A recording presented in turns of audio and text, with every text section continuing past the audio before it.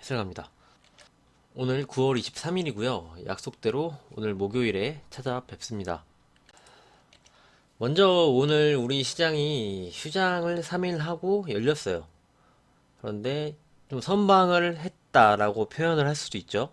그리고 추석이 우리 시장을 살렸다라고도 표현을 할 수가 있습니다. 근데 저는 개인적으로 이렇게도 생각을 해요. 기회를 놓쳤다라고도 좀 생각을 합니다. 아무래도 현금 비중이 있으신 분들은 이번 하락이 우리가 휴장을 하지 않았다면 정말 큰 기회로 한 번 더 왔을 수 있던 그런 자리였죠, 위치가. 그랬는데 우리가 쉬는 동안 해외 시장이 크게 하락이 나왔고 이제 어제부터 다시 반등을 해주면서 좀 회복을 해주는 모습이 좀 진행이 됐잖아요.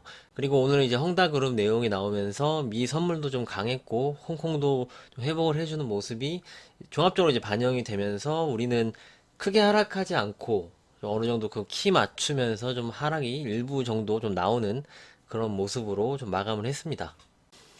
그러니까 좋게 생각을 하면 연휴가 우리 시장을 좀 살렸는데 또 다르게 생각을 하면 현금이 우리는 있었잖아요. 현금을 이제 가지고 있는 입장에서는 다시 한번 싸게 살 수 있었던 그런 기회였는데 좀 아쉽네 라고도 좀 볼 수가 있는 겁니다. 그래서 오늘 보시면은 이쪽이 다 빨개요. 그렇죠. 빨가죠. 니케이만 이제 파란색인데 휴장이었어요. 오늘 휴장이었기 때문에 해외 시장이 다 빨가죠.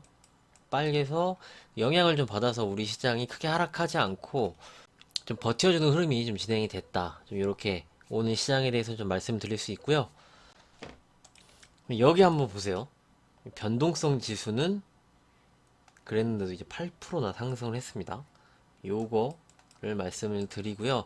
오늘 이제 FOMC 얘기도 좀 하고 형다 그룹에 대해서 좀 말씀을 드리고 이제 전략도 좀 드리고 종목들도 좀 보고 이렇게 하도록 하겠습니다. 먼저 헝다그룹 내용에 대해서 먼저 말씀을 드릴게요. 오늘 17%나 올랐어요. 굉장히 많이 올랐죠. 근데 그만큼 굉장히 많이 빠졌습니다. 거의 반토막, 반에 반에 반토막까지 나는 상태거든요. 지금 이 헝다그룹 주가가.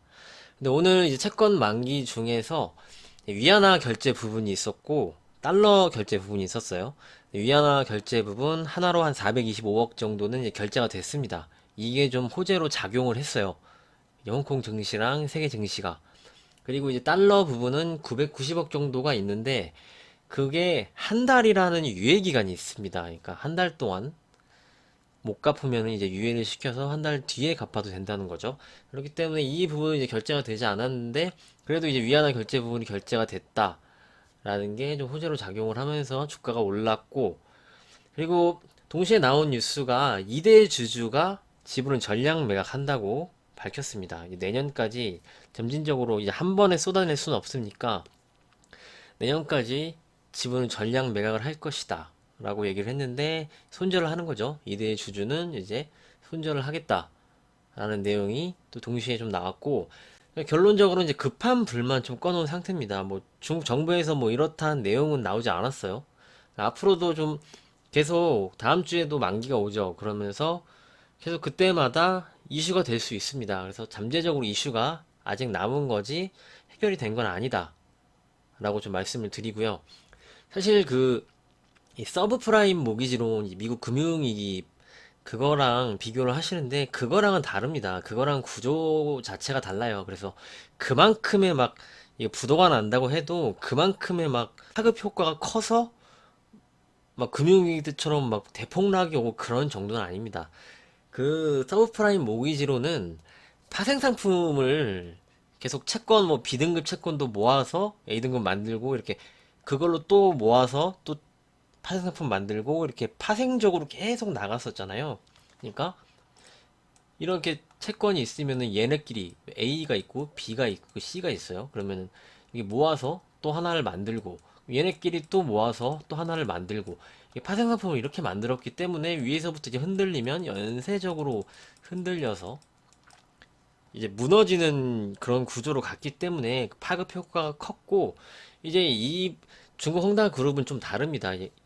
얘네가 이제 파산이 된다고 해도 뭐 중국 은행 일부가 좀 영향을 미칠 수 있지만 뭐 크게 전 세계적으로 가지 않는 흐름이다 라고 좀 말씀드리도록 하겠습니다.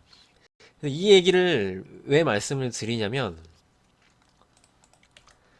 어저께 FMC로 이제 넘어가는 거예요, 이 이야기가. 어제 이 파월이 이 내용을 얘기를 하면서 미국장이 올랐어요. 이 헝다 그룹에 대한 내용이 테이퍼링보다도 이슈가 강했다는 거죠. 근데 이제 파월이 연설을 하면서 우리 지금 영향 제한적이다. 지금 중국에 국한될 거다. 신경 쓰지 마. 괜찮다라고 얘기를 했기 때문에 이 내용이 이제 이 금리 인상 테이퍼링을 잡아먹었죠. 그래서 이게 더 큰 이슈였다. 요거를 이제 말씀을 드리는 부분이고요. 이제 그래서 FMC에 대해서 말씀을 드리면 누가 봐도 매파입니다. 누가 봐도 매파에 대한 얘기가 나왔어요. 이제 점도표에서 18명의 위원 중 절반이나 내년에 이제 금리 인상을 해야 된다. 이렇게 점도표에 점을 찍었어요. 점도표는 이렇게 점 찍는 거죠. 이렇게. 근데 이제 점점 늘어나요. 예전에는 2022년에는 금리 인상 없다. 이렇게도 얘기했었는데 점점 이제 매파적인 분위기로 바뀌어가고 있는데 미국장이 반영을 안 했죠. 왜냐면 이제 헝다 사태 때문에. 그래서 그런 거고 테이퍼링도 시작을 한다. 내년에 중반 정도 이제 종료가 될 거다라고 좀 언급을 했는데 이것도 매파적인 발언입니다. 그러니까 이르면 11월에 시작하는 게 맞습니다. 그렇죠. 저도 이렇게 예측을 했잖아요. 그래서 이르면 11월 정도에 시작을 할 것으로 저는 생각을 합니다. 그래서 이 테이퍼링도 이제 시작을 조만간 할 거고 내년에 종료시킬 거다라는 발언도 했습니다. 그러니까 누가 봐도 FOMC에 대한 내용은 매파적인 발언이 나왔다. 그런데 이 헝다 그룹의 이슈가 너무 강력해서 이 얘기를 하면서 이걸 좀 잠재우는 그런 모습이 나왔다라고 FOMC도 좀 정리를 해서 보시면 될 것 같습니다. 두 가지 이슈에 대해서 이해를 하셨죠? 이게 핵심만 말씀을 드렸으니까 좀 이렇게 좀 보시면 됩니다. 그래서 사실은 이 테이퍼링도 시장의 호재는 아니에요. 근데 지금 그렇게 생각을 안 하고 있어요. 이 헝다그룹 내용이 워낙 강했어가지고 그래서 이제 시장이 폭락을 했었잖아요. 그래서 이 부분도 언제든지 또 다시 튀어나올 수 있는 그런 부분이다. 이렇게 말씀드리도록 하겠습니다. 자, 두 가지 이슈를 말씀을 드렸고요. 그래서 우리 시장에 대해서 좀 어떻게 보고 있냐라고 이제 물어보시면 결국은 변한 건 없어요. 뭐 이슈가 꺼진 것도 아니고 좀 연장이 된 겁니다. 그래서 뭐 여기서 올라도 또 그닥 하는 게 계속적으로 지금 가는 거예요. 이게 지금 뭐 독일 지수도 보고 그러면은 막 V자로 막 이렇게 올라가거든요. 그럴 때 지금 한번 급락이 나왔다가 그만큼 빠르게 좀 회복을 해주고 있는 모습이 좀 진행이 되고 있는데 한번 이제 보면서 말씀드릴까요? 이렇게 좀 내려갔다가 이렇게 올라가고 있어요. 좀 더 올라가고 있습니다. 지금 현재는 지금 여기서는 나오지 않는데 현재 지금 선물로 보면 한 15,600까지 올라와 있어요. 여기까지. 그러니까 지금 V자로 올라가고 있는 거죠. 그래서 우리 시장이 연휴가 없었다면 우리도 이제 저가 매수할 수 있는 기회가 좀 있었는데 그런 게 이제 다 지나가고 키 맞추면서 오늘 그냥 이제 소폭 하락하면서 이제 코스피 기준 좀 마감을 하는 그런 모습이죠. 그래서 시장이 뭐 크게 변한 건 없고 좀 시간만 좀 연장이 된 흐름이다라고 좀 보시면 되겠습니다. 그러니까 지금은 시장이 수익 내기가 좀 힘든 장이에요. 그래서 너무 적극적으로 할 필요도 없는 장이고 작년과는 확실히 다르죠. 이게 정답이라고 말씀을 드릴 수가 있습니다.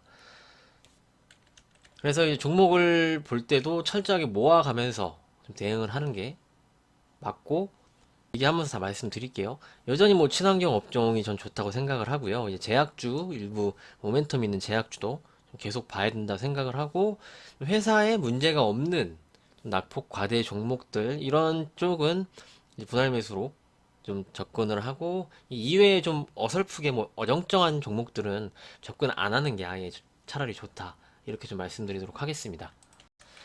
그러니까 지금 뭐 현금을 50%를 말씀을 드렸는데 현금을 일부 쓰셔도 한 30%는 필히 그러니까 조금 예, 주식을 조금 사도 30%는 최소는 가지고 가는 시장이 여전히 맞다. 우리는 이제 연휴 때문에 하락이 나오지 않았으니까 크게 변한 게 없는 거죠.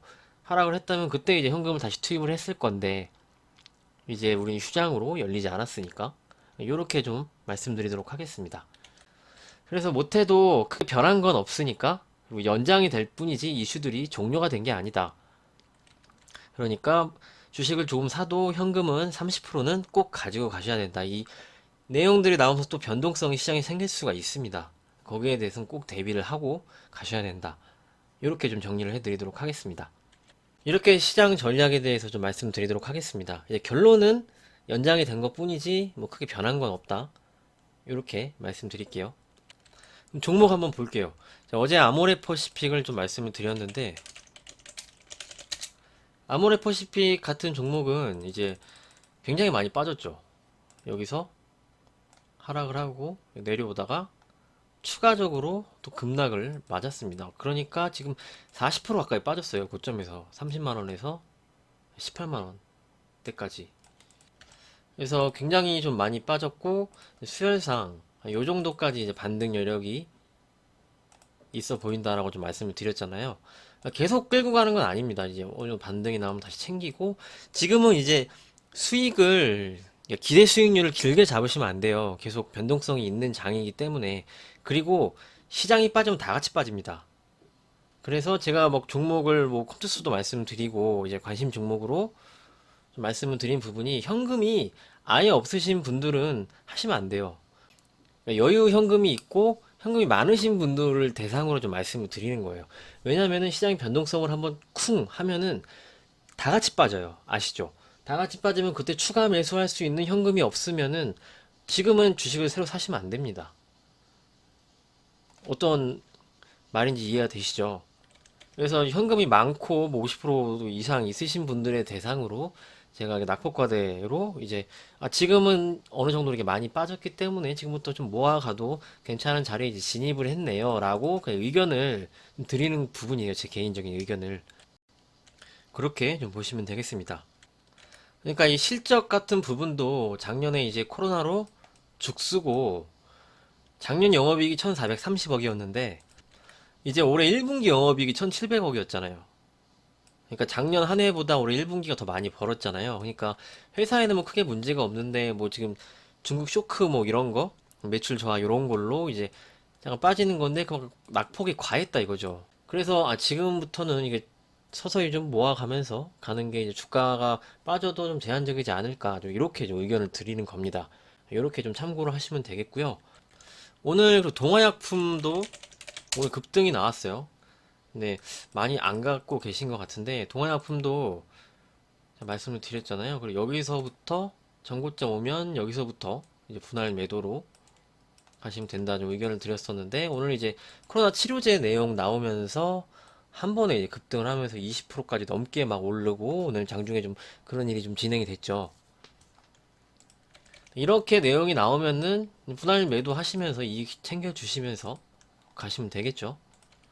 이런 거 종목들이 이제 저점에 있었잖아요. 저점에서 충분히 조정 나오고 여기서 소화하고, 제가 말씀을 드렸죠.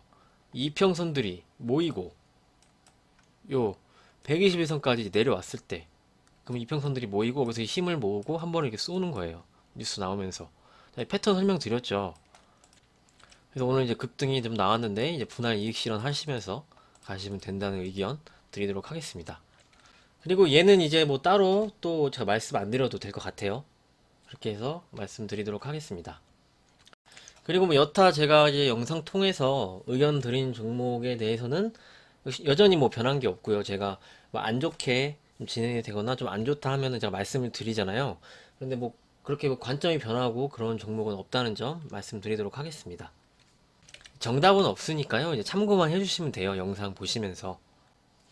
참 아쉬웠던 게, 이번에 시장이 좀 하락했을 때 뭐 친환경 쪽 이렇게 더 모아갔으면 참 좋았을 텐데, 좀 기회가 오지 않아서 좀 그 부분이 좀 아쉽다라고 좀 생각을 하고요. 여전히 뭐 친환경 괜찮게 본다. 그리고 이제 바닥에 있는 제약주들 이런 쪽들 관심을 갖고, 이제 낙폭과대 회사 문제 없고 하는 쪽들 계속적으로 좀 보시면서, 일부 현금 30%는 가지고 가셔야 된다. 아직 이슈가 끝난 건 아니다. 변동성이 계속적으로 좀 진행이 될 수는 있다. 그리고 이제 기대 수익률을 길게 잡지 말고 짧게 잡으시면서 가셔야 된다. 이렇게 오늘은 정리를 하고 마감하도록 하겠습니다. 저는 지금 현금 비중이 70%예요. 저는 그래서 시장이 좀 불확실할 때는 막 적극적으로 하진 않습니다. 조금씩 이제 모아가고 그런 식으로 좀 진행을 하고 있어요. 이것도 이제 오래 벌어놨으니까 이게 좀 가능한 거지. 오늘도 보면은 이재명 테마 관련주들이 크게 빠지더라고요. 정치 테마주, 테마주 특히 뭐 다른 테마주도 고점에 있는 주식들 절대 건드리시면 안 됩니다. 굉장히 리스크가 커요. 아니면 어느 지지선을 깨면 손절이 필히 나가야 돼요. 그게 아니라면은 절대 그런 거 건드시면 안 됩니다. 자산 잘 지키셔야 되고요. 철저하게 이제 관리하시고 대응하셔야 됩니다. 이렇게 좀 말씀드리도록 하겠습니다. 오늘 여기까지 말씀드리고요. 이제 주말에 다시 뭐 종목들 보면서 찾아뵙도록 하겠습니다. 오늘도 수고 많으셨습니다. 감사합니다.